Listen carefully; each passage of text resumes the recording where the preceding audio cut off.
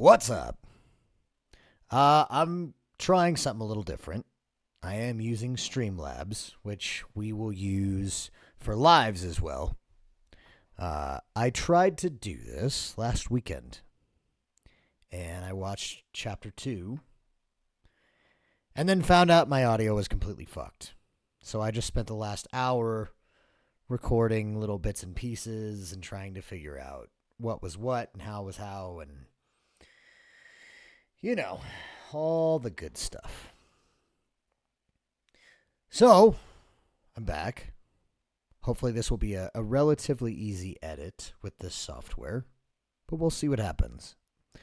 This week, I am sorry, I am not doing Chapter 2 again because I like my reactions to be authentic. And I've already seen it. It was pretty okay. I like the first one better. But I am very curious about this one. Yeah, we'll see. We'll see. Everybody says they get deeper as you go, so we'll see how I feel about that. I hope you're doing well. I hope you're in a good space right now because apparently this is a taxing series.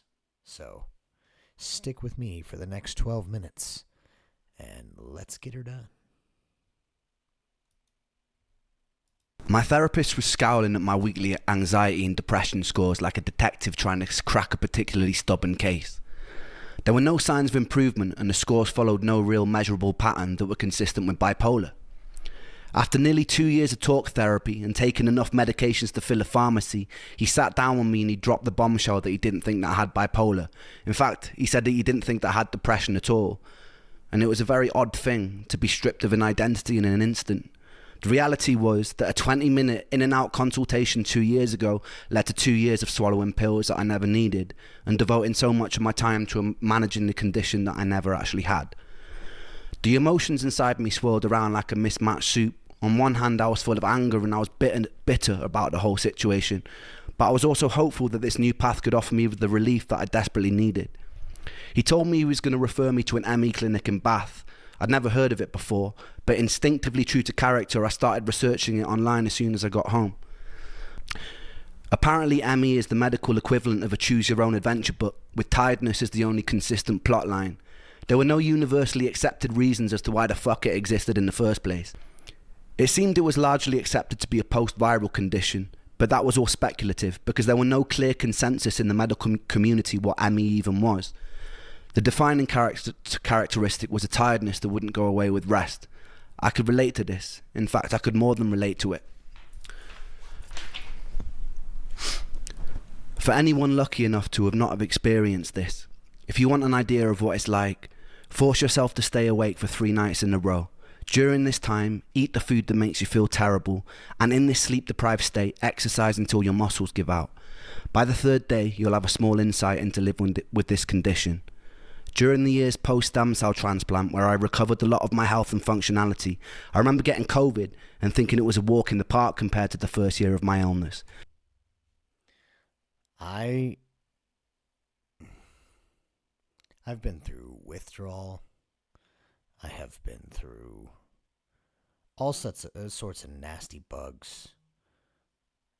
I cannot imagine being stuck in a constant state of pain and tired and just not knowing how to fix it. Like usually it's like, okay, I'm really sick, or okay, this is really bad. Give it a few days and it'll be better.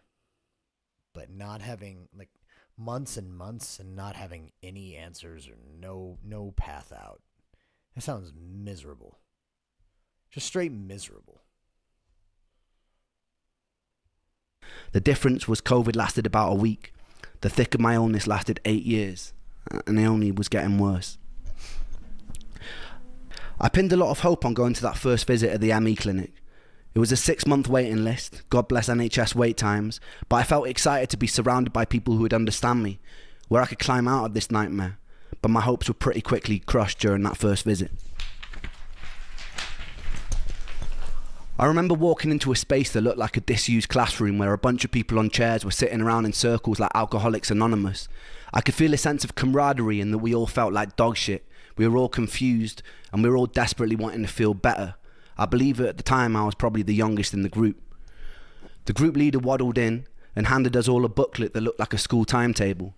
She then sat us down and told about this new revolutionary technique called pacing, where you write down and track everything that you do in a day, and then you do it less. And then with time, do it more again. The theory being that you have a limited bucket of energy compared to normal people, and you need to protect that and gradually push it. I thought this sounded pretty stupid, so I raised my hand. I told her about the pain in my body. I told her that my muscles twitched constantly. I told her that my bones ached. I told her that my mouth was dry. I couldn't focus. That some days they'd be without mercy and I'd be trapped in bed for the whole day. But the days that I wasn't, I wanted to make the most of it. I wanted to breathe the air and I wanted to live.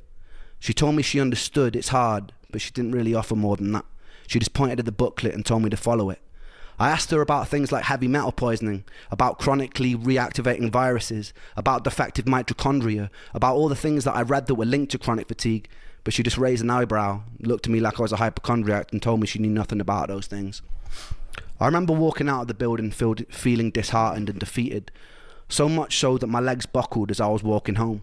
I began to sob uncontrollably on the side of the road. An old woman knelt down to comfort me and asked me what was wrong. I didn't even really know how to explain, so I just told her that I missed my friend. Despite my skepticism, I stuck to the program for at least half a year, and I kept going for my periodic visits to the clinic, and it did jack shit. In fact, I got worse. I was always getting worse. One thing that particularly struck me about the ME support groups was the pure desperation and confusion.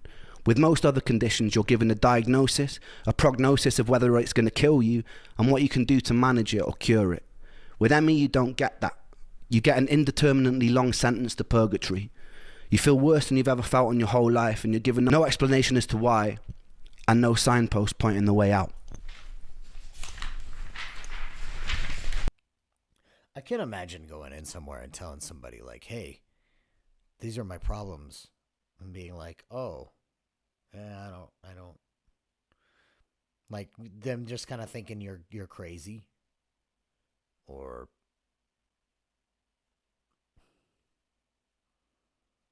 the world medical system really is fucked. I'm sure there's some countries that have their stuff together, but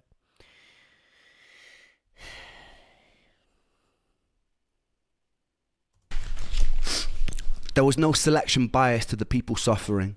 Members of the group were anything from esteemed ex-lawyers to single parents to former athletes. One thing I can say, these people were for the most part all extremely driven and collectively mourning their old lives. There's a stigma that because ME's predominant presentation of symptoms is tiredness, that its victims are just being lazy. I can tell you firsthand that me and every single person I've met with genuine ME would rather run 1,000 marathons than have to live another week with the tiredness and the unrelenting fatigue. We were at war with our tiredness, trying desperately to escape it, and some of us would go to extreme lengths to turn ourselves into guinea pigs to try and find ways out. Suicide was pretty common in those online support groups. It was around this time I was swallowed into the music industry. I was out busking on the streets one day and I noticed this sketchy, good-looking Mauritian guy with his arms crossed watching me, really intensely, as though he was studying every lyric coming out of my mouth. He approached me and asked me if the songs I was singing were mine. I said they were.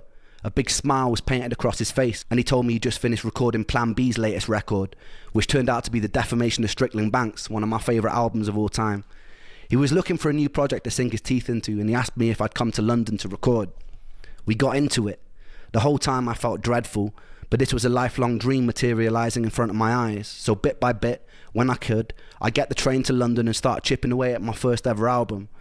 I didn't really let on how I was feeling during this time because I didn't want to sabotage it. There would be times I'd finish up in the vocal booth after doing the take, excuse myself to go to the toilet, throw up from the dizziness I was experiencing, sometimes with specks of blood, and then I'd go back and pretend that nothing had happened. I'd be sitting around with the whole room spinning and would pretend I was fine. There was only so long that I was able to keep this up. Eric told me it'd be a cool idea for me to start going to industry showcases and start building buzz. Performing live like this was a whole new level of taxing that I wasn't ready for, but I was so ferociously ambitious that I just ploughed through. The usual way it would go is I'd be in the back of Charlie's car, the whole world would be spinning. I'd be trying my best to sleep in it all day, parked up outside of whatever venue or pub it was in London, trying to conserve energy for the show. Sometimes I'd cry a little before I performed. My whole body would be burning. Then I'd brush it off and I'd get on stage and I'd perform as best I could. People would come up to me at the end, pat me on the back. I'd smile and pretend to be charismatic. Then I'd get back in the car and I wish I was in bed and have to endure a 3-hour drive back to Bath from London. There was only a few shows where I could keep pretending. I'd usually be trying to disguise the fact that my body was trembling through the fatigue and pain. Eventually I started crying mid-set. It became blindingly obvious to everyone working with me during that time that something was very wrong. I told Eric that I needed to take some time out. My plan was to live at home with my mum for a month maximum, get my energy back and come and finish the record. That 1 month turned into 2 months, turned into 3 months, turned into 6 months. I'd pushed myself to total burnout. The distance led to me and that angel breaking up, in part because it was difficult to navigate a relationship when you have so much brain fog, and I didn't know what it was well enough to be able to explain it to her at the time. With a loud thud, I'd been jolted out of a Shakespearean storyline. I lost the record deal and I couldn't get out of bed. My friends from Trick the Fox never really called to check up on me. It felt like the whole world was moving at lightning speed without me. I had this amazing opportunity right in front of me and I was chained to the floor. I was alone, I was sick. I wished that my condition would get it over with and kill me, but it wouldn't, and it felt cruel that it wouldn't. It just let me rot in bed. The whole world would continue to turn and I would rot.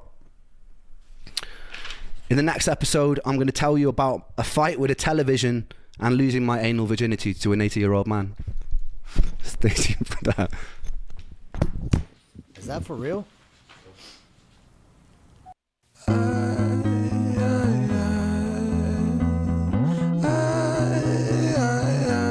Alright, hold up.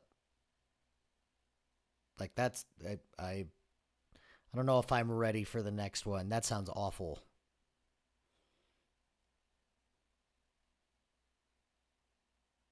I had to like wrap my brain around that for a second.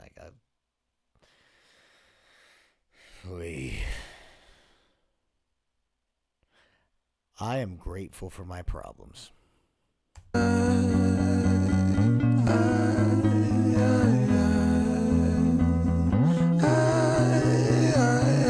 My thought patterns are composed by a time bomb for an author, like pigs to the slaughter.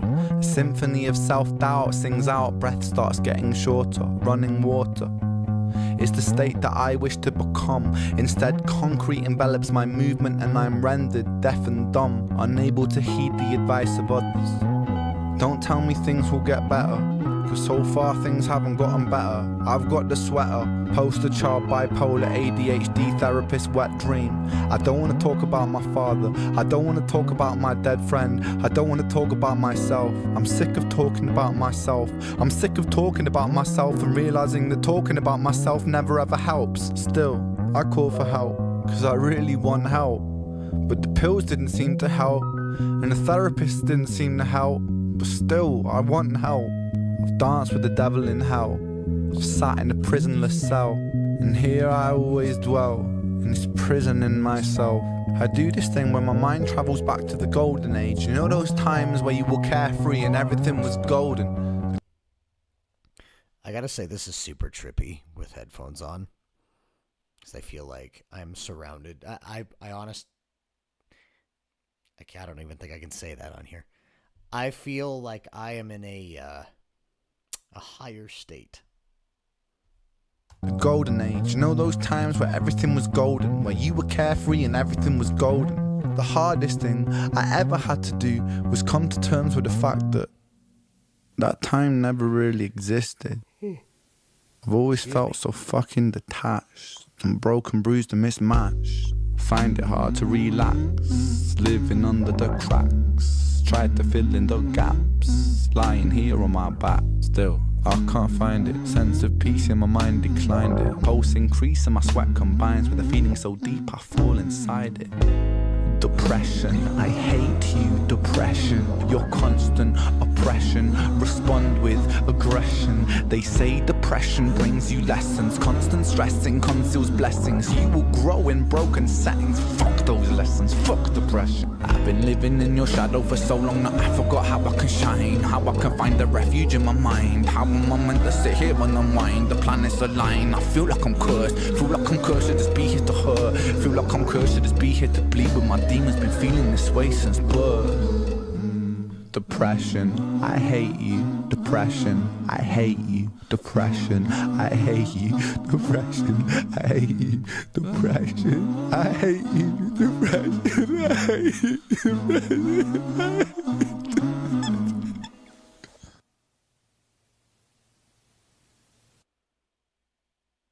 you. I think that might be one of my favorite Ren songs so far. It's strange, it's different, which I guess a lot of his stuff is strange and different, but that one, it dug pretty deep into something I'm very familiar with. So maybe it's just I can relate to it more.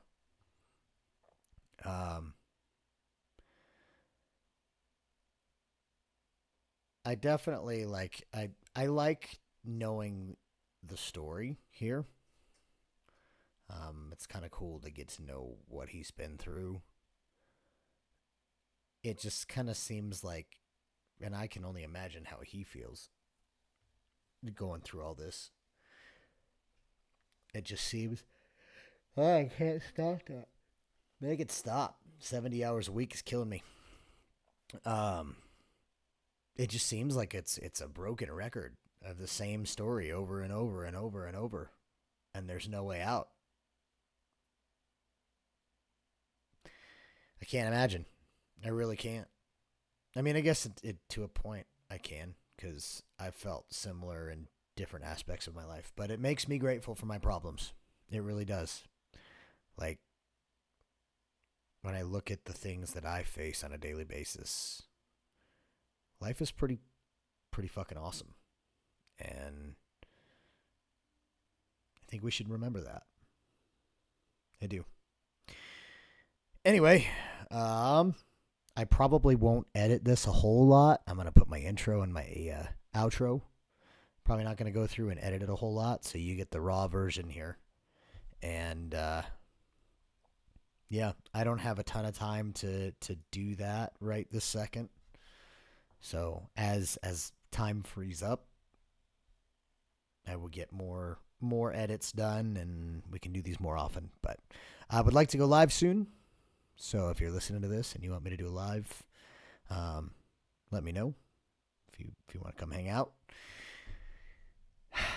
Like this, comment if you want. Definitely subscribe if you have not subscribed yet. Because I asked you to. Because I asked you nicely. Please. That's right. Have a wonderful weekend. I hope everybody's doing well. Sincerely.